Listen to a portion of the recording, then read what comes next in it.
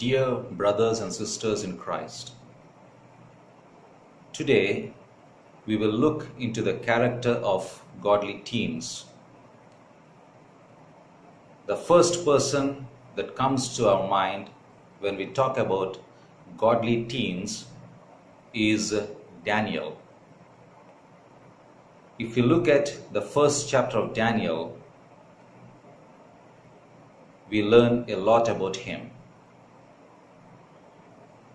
Let us look at the life of Daniel and try to understand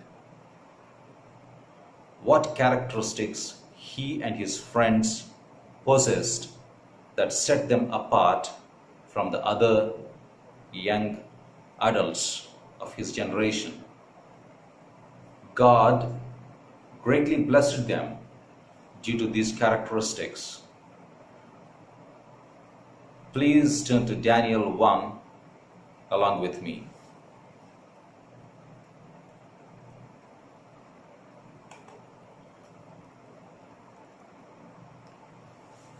If we look at Daniel, first chapter, verses 1 and 2, we understand or we come to know that Jerusalem was captured. The chapter begins with the fall of Jerusalem. Let's read verses 1 and 2. I am referring to the KJV version. In the third year of the reign of Jehoiakim, king of Judah, came Nebuchadnezzar, king of Babylon, unto Jerusalem, and besieged it. And the Lord gave Jehoiakim, king of Judah, into his hand, with part of the vessels of the house of God, which he carried into the land of Shinar to the house of his God, and he brought the vessels into the treasure house of his God. If you look at history, Jehoiakim's father, Josiah, was the last good king of Judah and the last independent king.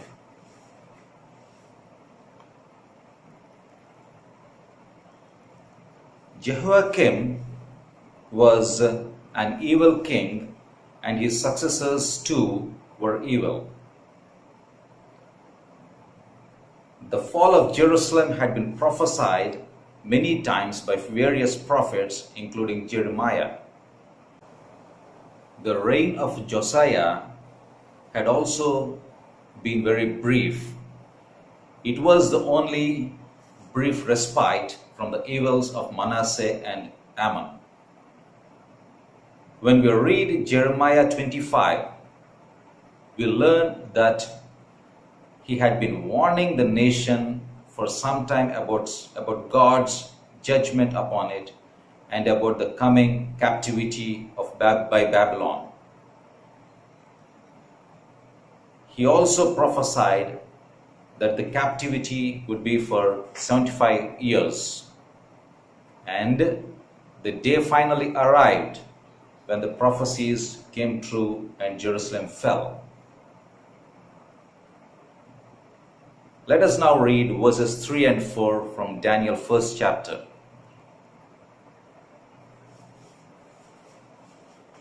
And the king spake unto Ashpenaz, the master of his eunuchs,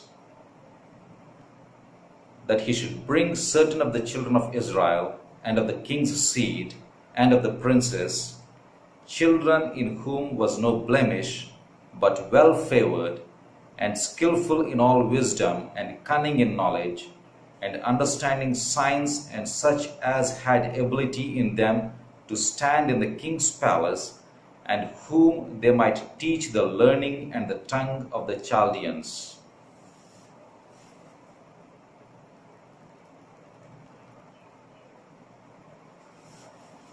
If we read these verses in detail, we understand that Nebuchadnezzar was a very clever and scheming king. He wanted youth who could be trained to extend his rule in the kingdoms that he captured, and he was not looking for slaves. He wanted to find and train suitable people and Babylonize them to be his faithful government officials.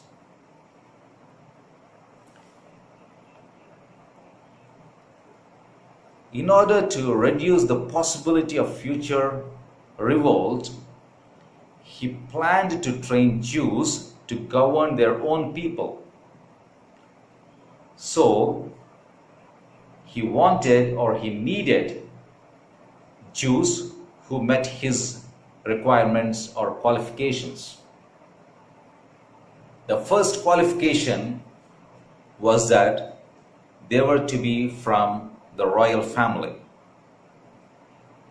In a nation that was ruled by kings, the royal family and their relatives would automatically gain loyalty of the people simply because of their hereditary position. The second qualification was being a youth. Youth can be easily trained or brainwashed.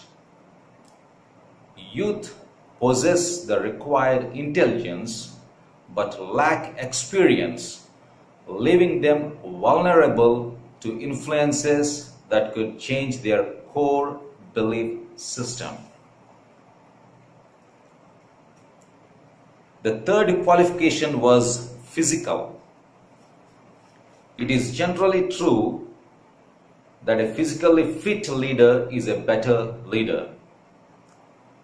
Leadership can be physically taxing. Leaders require stamina to carry out many responsibilities. People are prone to follow someone who is good looking as compared to someone with obvious physical deficiencies. The fourth qualification was mental ability. A good-looking man from the royal family with no intelligence would be of no benefit to King Nebuchadnezzar. That's the reason the king wanted those who were skillful in all wisdom and cunning in knowledge and understanding science. The youth were required to demonstrate their intelligence and breadth of knowledge of education. The fifth qualification was to have the ability in them to stand in the king's palace. This means they should be aware of proper etiquette and know the basics of protocol in serving a king. Verse 4 also mentions that they have to study the literature and language of the Chaldeans. It was necessary to learn the Chaldean language. It included training in Chaldean culture and worldview. They would be taught to understand the world through Chaldean eyes. King Nebuchadnezzar wanted to make these Jewish youth Babylonian in their thinking and loyalty. Only then would they be true servants of the Babylonian king. Verse 5 of the same chapter tells us about the king's provision. And the king appointed them a daily provision of the king's meat and of the wine which he drank, so nourishing them 3 years, that at the end thereof they might stand before the king.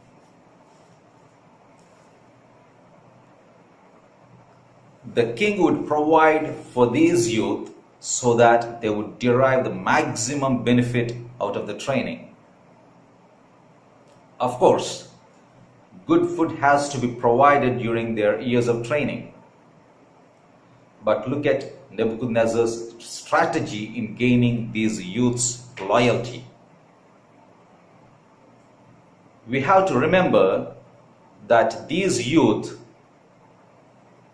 endured a siege and lost a war. Perhaps they had starved for a few days or months, or they might have got used to eating very little or poor food. By providing them food from his own kitchen, he is making them addicted to the choice food and wine. Anyone who gets used to choice food and wine would find it hard to forego them and would be more than willing to pledge their loyalty to whoever provides them. And in this case, it's King Nebuchadnezzar. After indoctrinating them for 3 years, coupled with feeding them with choice food and wine, they would enter the king's personal service whenever he would desire. And most youth would be more than willing to do whatever the king desires.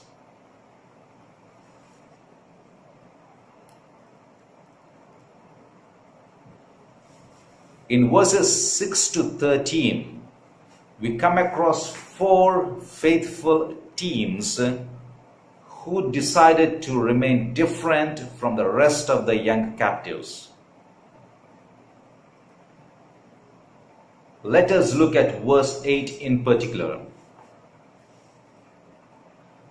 But Daniel purposed in his heart that he would not defile himself with the portion of the king's meat, nor with the wine which he drank. Therefore he requested the prince of the eunuchs that he might not defile himself. We do not know the specific reason why Daniel concluded that the king's food and wine would defile him. But we know that when it came to eating meat, there were specific regulations in the Mosaic law about how the animal was to be killed, as well as what could and could not be eaten. Perhaps the meat of forbidden animals was provided to these youth. Perhaps the wine as well as the meat being given to them was first being dedicated to the Babylonian gods. To drink that and to eat that meat would imply that they recognized those idols and deities. Verse 8 throws light on Daniel's heart and thoughts. He purposed in his heart. That means Daniel knew what was right before God and set his will that he would not violate God's commands. But the problem was he was a captive and could only eat what was given to him. His attitude once again was demonstrated when he appealed to the official concerned rather than being defiant. His appeal required God's intervention. And Daniel put his thoughts, put his life in God's hands. If we read verses 9 to 13, we understand that God already granted Daniel and his friends kindness and mercy in the sight of the commander so that he listened to Daniel's appeal. The official was willing to help, but he was afraid of his life. He was willing to help, but not at the price of his own life. The official understood that those who ate only vegetables would not be as healthy as those eating the king's choice food. Their lack of vigor would be easily discernible in their physical appearance, and he did not want to put his life at risk. Daniel calmed the official's fears by suggesting a test. He told that he would eat vegetables and water for 10 days. After 10 days, the king's official could compare their appearance with the youth eating the king's food and then decide if they could continue or not. Here again, the test required God's intervention, because in order to succeed in this test, the appearance of Daniel and his friends would have to be good enough to allow them to continue. Not only should they look good enough, they should appear better to succeed in the test in order to avoid violating the Mosaic dietary laws. When we read verses 14 to 16, we realize that God intervened. So he consented to them in this matter and proved them 10 days. And at the end of 10 days, their countenances appeared fairer and fatter in flesh than all the children which did eat the portion of the king's meat. As a result, the official continued their diet of vegetables and water. God honored their desire to be faithful to his commands, and the Lord continued to bless them not only through the training period but also afterwards. Verses 17 to 21 are really amazing. As for these 4 children, God gave them knowledge and skill in all learning and wisdom, and Daniel had understanding in all visions and dreams. Now at the end of the days that the king had said he should bring them in, then the prince of the eunuchs brought them in before Nebuchadnezzar. And the king communed with them, and among them all was found none like Daniel, Hananiah, Mishael, and Azariah. Therefore stood they before the king. And in all matters of wisdom and understanding that the king inquired of them, he found them 10 times better than all the musicians and astrologers that were in all his realm. And Daniel continued even unto the first year of King Cyrus. So, at the end of the 3 years training period, we find Daniel and his friends far superior than all the other youth in all respects. In fact, the king found them 10 times better than the current magicians and conjurers. Daniel and his friends surpassed others in their intellectual abilities and wisdom because God blessed them. They proved their honesty and integrity also, and the king benefited through these trustworthy 4 men. To conclude my sermon, the lives of Daniel and his friends is a challenge to the present day youth, whether they are in their native country or abroad or away from their parents. Though they were captives, young and inexperienced, they were confident in their belief in God. They totally committed themselves to follow and serve God, and every other good thing followed. They resisted and overcame peer pressure and humbly sought to obey the Lord, even though it seemed detrimental for their good. They simply stepped forward to do what they knew was right and left the result in the Lord's hands. Let us question ourselves today.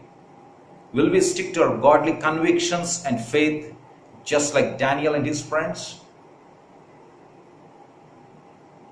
We can follow their example regardless of the pressures placed on us to compromise our faith. May God give us the faith and convictions to do His will.